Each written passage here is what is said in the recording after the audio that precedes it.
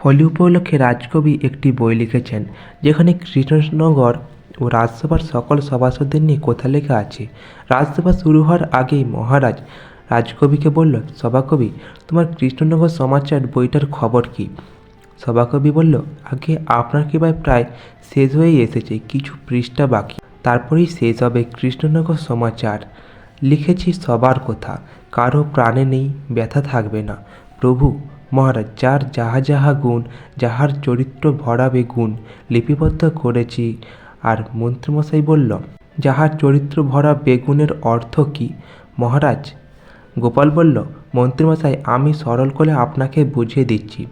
সভাকবির কথা অনুযায়ী সভাকবি সবার কথা তার বইতে লিখেছেন। যার যেরকম গুণ, সেই অনুযায়ী তার গুণের কথা লিখেছেন। আর যার গুণ বেগুনে ভরা, তার সেরকমই গুণের কথাই লিখেছেন। সভাকবি বলল, সবই গুণ আর বেগুনের খেলা, এইভাবেই চলেছে সারাবেলা। মুক্তি পাবে হোলির দিন আমার এই বই, সবাই মিলে হবে আনন্দ আর হবে হইচই। মহারাজ বলল, তার মানে হোলির দিন পাবো আমরা তোমার এই বই? কি যে আনন্দ হচ্ছে না, কি বলবো। মন্ত্রীমশাই মনে মনে ভাবতে থাকলো, সভাকবি তো গোপালের দিকের লোক, আর আমার বদনাম করবে, সুতরাং ওই বইকে হোলিতে প্রকাশিত করা যাবে না। মহারাজ বলল, কী ভাবছো মন্ত্রী, তুমি তো দেখছি ভেবে ভেবেই গেলে। আচ্ছা, ভাবনা ছেড়ে একটু বাস্তবের মাটিতে পা দাও। হোলির দিন ভাবছি একটা জমকালো অনুষ্ঠান করব। আমার কৃষ্ণনগরের কথা তো সবাইকে জানাতে হবে নাকি? তুমি বরং আয়োজন করো। মন্ত্রীমশাই বলল, আপনি ঠিক কীরকম অনুষ্ঠান চাইছেন মহারাজ? মহারাজ বলল, আরে কি মুশকিল, আমি তো তোমাকে ভাবতে বললাম, শুধু ভুলভাল ভাবনার সময় আছে নাকি তোমার, তাই না?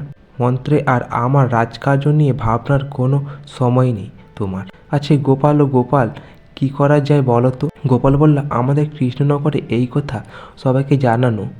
নবাব বাহাদুরকে আমন্ত্রণ করা যেতে পারে। সভাকবি বলল, আমার এই লেখায় আছে নবাব বাহাদুর এর সরবাজা আছে, রসব আছে, মতিচুর মুর্শিদাবাদে আছে ভীষণভাবে, সাথে নবাবের হাত শক্ত হয় কৃষ্ণনগরের হাত। মহারাজ বলল, বাহ সভাকবি, বাহ, খুব ভালো লিখেছ। তাহলে তো নবাব বাহাদুরকে আমন্ত্রণপত্র পাঠাতেই হয়। আচ্ছা, আজকে রাজসভা এখানেই শেষ হলো। মহারাজ কৃষ্ণচন্দ্র মুর্শিদাবাদে আমন্ত্রণপত্র পাঠিয়ে দিল। এতে গোপাল যখন রাজসভা থেকে বাড়ি যাচ্ছিল, হঠাৎ মন্ত্রীমশাইকে দেখতে পেল কারোর সঙ্গে একটা কথা বলতে। গোপাল একটু এগিয়ে দেখল যে মন্ত্রী বটাঘটার সঙ্গে কথা বলছিল। মন্ত্রীমশাইয়ের ধারণা যে ওই কৃষ্ণনগর সমাচার বইটাতে মন্ত্রীমশাইয়ের নামে খারাপ কিছু লেখা আছে, তাই ওই বইটাকে চুরি করে নষ্ট করে দিতে হবে। মন্ত্রীমশাই বটাঘটাকে বই চুরির দায়িত্ব দিল। এতে গোপাল তো সবটাই শুনে ফেলল। তাই গোপাল সঙ্গে সঙ্গে বিজ্ঞানীর বাড়িতে চলে গেল আর বিজ্ঞানীকে বলল, বিজ্ঞানী, আমি যখন রাজসভা থেকে ফিরছিলাম দেখলাম যে মন্ত্রীমশাই বটাঘটার সঙ্গে ষড়যন্ত্র করছে, কিভাবে ওই কৃষ্ণনগর সমাচার বইটাকে নষ্ট করা যায়। এবার কি করা যায় বলো তো বিজ্ঞানী? বিজ্ঞানী বলল, গোপাল, আমি সব বুঝতে পারছি, চিন্তা করো না। আচ্ছা, সেদিন তাহলে একটা দুষ্টুমি করা যাক। গোপাল বলল, দুষ্টুমি কিসের? বিজ্ঞানী বলল, সেদিন হোলি, তাই মুখে কালি একটা, কিন্তু খুবই ভালো মজা হবে। আমার কাছে প্রস্তুত একটা বই আছে, সেটা দিয়েই বাজিমাত করব। এদিকে বিজ্ঞানী আর গোপাল দুজনে সভাকবির বাড়তে গেল। সেখানে গিয়ে দেখল সভাকবির বইটা লেখা শেষ হয়ে গেছে। সভাকবি বলল, কি খবর বিজ্ঞানী, গোপাল, তোমরা এই সময় আমার বাড়িতে? গোপাল বলল, তোমার বইটা নিয়ে যেতে এসেছি। বিজ্ঞানী বলল, শেষ হয়েছে লেখা সভাকবি? সভাকবি বলল, লেখা তো শেষ হয়েছে, কিন্তু নিয়ে যাবে কেন বইটা? বিজ্ঞানী বলল, বইটা তোমার কাছে থাকলে বিপদ আছে, তাই বইটা আমাদের কাছে রাখতে হবে। গোপাল বলল, আসলে কেউ বা কারা তোমার ওই বইটাকে নষ্ট করে দিতে চাইছে, এবং সেটা কাল রাতেই। তাই তুমি তোমার বইটা বিজ্ঞানীকে দাও, আর বিজ্ঞানীর বইটা তুমি রাখো। আর হ্যাঁ, কালকে রাতে ঘরের দরজাটা খুলেই ঘুমাবে, আর বিজ্ঞানীর দেওয়া বইটা মাথার কাছে নিয়ে ঘুমাবে। সভাকবি বলল, আচ্ছা গোপাল। বিজ্ঞানীর ওই বইটা সভাকবিকে দিয়ে আর কৃষ্ণনগরের সমাচারের সত্যিকারের বইটা গোপাল এবং বিজ্ঞানী নিয়ে সেখান থেকে চলে গেল। হোলির আগের দিন নেড়াপোড়া, তাই পুঁটি, গুলটে, ন্যাপলা ওরা সবাই নেড়াপোড়া তোড়জোড় করছে। আর ওই সময় মন্ত্রীমশাই রাস্তা দিয়ে আসছে। পুঁটি মন্ত্রীমশাইকে জিজ্ঞাসা করলো, মন্ত্রীমশাই, ও মন্ত্রীমশাই, বলতে পারেন আজকের দিনটাকে ন্যাড়াপড়া বলা হয় কেন? মন্ত্রীমশাই বলল, জানি না, যা তো এখন কাজের সময় আড্ডা মারার সময় নয়। ন্যাপলা বলল, মন্ত্রীমশাই জানেন তো, ন্যাড়াপড়ার ঘরে বড় বড় 4টে আলু আর 2টো বেশ বড় দেখে বেগুনও পোড়াতে দিয়েছি। বেগুন পোড়া লঙ্কা দিয়ে মেখে গরম রুটি দিয়ে খেতে কী যে ভালো লাগে মন্ত্রীমশাই, কী যে ভালো লাগে। মন্ত্রীমশাই বলল, এখানেও বেগুন? তোদের কি আমাকে দেখে বেগুনের কথাই মনে পড়ে? যত সব, এই বলে সেখান থেকে চলে গেল। উল্টে বলল, এ কী রে বাবা, মন্ত্রীমশাই বেগুনের কথা শুনে এত রেগে গেল কেন? মন্ত্রীমশাই সোজা ওখান থেকে বটাকটার বাড়িতে গেল আর বলল, শোন বটাকটা, আজকে রাতেই বইটাকে চুরি করতে হবে। বটা বলল, মন্ত্রীমশাই ওটা নিয়ে আপনি ভাববেন না, আজকে রাতেই কাজটা হয়ে যাবে, শুধু আমাদের একটু হাতটা যদি গরম করতেন। মন্ত্রীমশাই বলল, আরে আমি তো তোদের পারিশ্রমিক দিতেই এসেছি, এই নে, এখান থেকে 20টা মোহর আছে। আর হ্যাঁ, ঠিক করে কাজটা করবি কিন্তু, আজ রাতেই যেন ঠিকঠাক করে কাজটা হয়। এদিকে সভাকবি ও বিজ্ঞানী আর গোপালের কথা মতোই ঘরের দরজা খুলে মাথার কাছে বইটা নিয়ে ঘুমিয়ে পড়ল। মাঝরাতে বটাকটা এসে দেখে সভাকবির দরজা বন্ধ না করে ঘুমিয়ে পড়েছে, তাই চুরিটা করাটা সহজেই হয়ে গেল। বইটা চুরি করে মন্ত্রীমশাইয়ের বাড়িতে গেল। বটাকটা গিয়ে মন্ত্রীমশাইকে আসতে ডাকতে থাকলো, মন্ত্রীমশাই, ও মন্ত্রীমশাই। মন্ত্রী বলল, কে কে? বটা বলল, আমরা বটাকটা বইটা নিয়ে এসেছি। মন্ত্রীমশাই বলল, দাঁড়া দাঁড়া, আসছি, এই বলে দরজাটা খুলে দিল।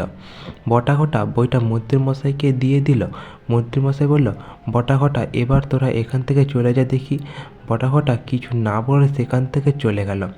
মন্ত্রীমশাই তো খুব খুশি, তাই আর বেশি দেরি না করে বইটাকে নষ্ট করার জন্য বইটা খুলে ফেলল আর দেখল যে বইয়ের মধ্যে লেখা আছে, যদি কৃষ্ণনগর সমাচার জানতে চাও তাহলে পরের পাতা উল্টে সাদা কাগজের ওপর ভালো করে 3বার হাত ঘষে চোখ বন্ধ করে সেই হাত দিয়ে মুখের ওপর বোলাতে হবে। আর মন্ত্রীমশাই হাত দিয়ে বইটা নষ্ট করাতে এতই ব্যস্ত ছিল যে সঙ্গে সঙ্গে বইয়ের পরের পৃষ্ঠা উল্টে 3বার হাত ঘষে চোখ বন্ধ করে ওই হাতটা নিজের মুখে বোলাতে লাগলো। তারপর চোখ খুলে বইটার দিকে দেখে কোনো লেখাই নেই। এদিকে মন্ত্রীমশাই মুখটা একটু চিটচিট করছে, সঙ্গে সঙ্গে মুখটা জল দিয়ে ধুয়ে ফেললো। আর যখনই মুখটা আয়নার দিকে দেখতে পেল যে মুখের নীল রং হয়ে গেছে। বারবার মদন জল দিচ্ছে মুখের মধ্যে, কিন্তু কোনোভাবে ওই রং উঠছে না। পরদিন হোলি, তাই নবাব বাহাদুর নিমন্ত্রণ রক্ষা করার জন্য চলে এসেছে কৃষ্ণনগরে। আর রাজসভার সবাই চলে এসেছিল, শুধুমাত্র মন্ত্রীমশাই ছাড়া। নবাব বাহাদুর বলল, কৃষ্ণচন্দ্র, সবাই তো দেখছি, কিন্তু তোমার মন্ত্রীকে তো দেখতে পাচ্ছি না। গোপাল বলল, নারকেল পেড়ে অনেক রাত হয়ে গেছিল মন্ত্রীমশাইয়ের। মহারাজ বলল, কি বললে? সারা রাত ধরে নারকেল পেড়েছি? উজির বলল, আমরা কি সভাকবি বইটা শুনবো না? মহারাজ বলল, নিশ্চয়ই শুনবো। সোনাটাকে আমরা সুগন্ধে আবিরের টিকা লাগিয়ে আমাদের শুভ দোলযাত্রা অনুষ্ঠান শুরু করব। নবাব বাহাদুর বলল, দাও দাও কৃষ্ণচন্দ্র, আবির ছুঁয়ে দাও। এদিকে মন্ত্রীমশাই মুখ ঢেকে রাজসভায় আসলো। মহারাজ বলল, এ কী কাণ্ড মন্ত্রী, তুমি মুখ ঢেকে আসছো কেন রাজসভাতে? গোপাল বলল, মন্ত্রীমশাই তো কাল রাত থেকে রং খেলছেন, তাই না? তা সভা কবির বইটা খুলে আপনি কিছু পেলেন মন্ত্রীমশাই? নবাব বাহাদুর বলল, সভাকবির বই মানে? সভাকবির বই তো সভাকবির কাছেই আছে। গোপাল বলল, আমি শুরুটা করি, শেষটা না হয় মন্ত্রীমশাই করবে। মন্ত্রীমশাই মনে মনে ভাবতে থাকলো, এটাতেও গোপালের কাজ, উফ, আমার সম্মানের একেবারে ধূপকাঠি। তারপর গোপাল সকলের সামনে মন্ত্রীর বসায় ষড়যন্ত্রের কথা বলে দিল। নবাব বাহাদুর বলল, কৃষ্ণচন্দ্র, তোমার এই মন্ত্রীমশাই একদম অকাজের, একে ঘাড়ে ধরে বার করে দাও। মহারাজ বলল, মন্ত্রী, তোমাকে তো আমি রাজ্য থেকে বের করে দেবো, তার আগে তোমার একটা শাস্তি পেতে হবে। যতক্ষণ সভাকবি বইটা পড়বে ততক্ষণ তুমি কান ধরে উঠবোস করবে। মন্ত্রীমশাইকে শাস্তি দেওয়ার পর সুগন্ধি আবির দিয়ে দোলযাত্রার শুভ সূচনা করলো আর সবাই একসঙ্গে বলে উঠল, হোলি হ্যাঁ। তো আজ এই পর্যন্ত। গল্পটি ভালো লাগলে অবশ্যই চ্যানেলটি সাবস্ক্রাইব করে দেবেন এরকম আরও কিছু গল্প পাওয়ার জন্য।